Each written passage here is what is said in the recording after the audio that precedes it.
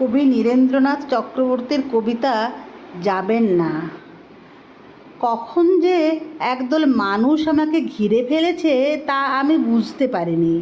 হাত ধরে যিনি আমাকে এই হাটের মধ্যে এনে ছেড়ে দিয়েছিলেন, চোখের পলক ফেলতে না ফেলতেই তিনি ভ্যানিশ।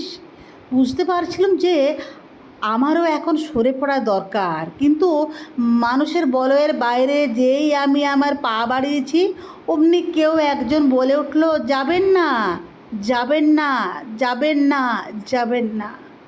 হাটের ধারেই বিশাল বটগাছ, জলো হাওয়ায় গা ভাসিয়ে সে তার পাতার ঝাঁঝর বাজাচ্ছে তো বাজিয়েই যাচ্ছে।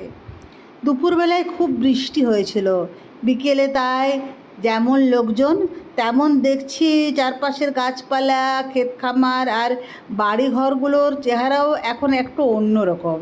ছেঁড়া ছেঁড়া মেঘগুলো তাদের ভোল ইতিমধ্যে পাল্টে ফেলেছে। বোঝা যাচ্ছে আজ আর বৃষ্টি হবে না। গা ধুয়ে নিয়ে প্রকৃতি এখন একেবারে বটের বিবির মতো আপাত মস্তক ফিটফাট।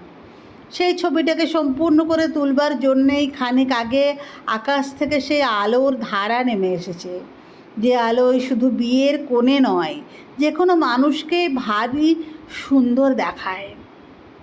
আমার চোখের পলক আর পড়ছে না। আমি দাঁড়িয়ে আছি তো দাঁড়িয়েই আছি, আর তারই মধ্যে চতুর্দিকে ধ্বনিত হচ্ছে সেই মন্ত্র, যে মন্ত্র একমাত্র মানুষই উচ্চারণ করতে পারে। যাবেন না, যাবেন না, যাবেন না।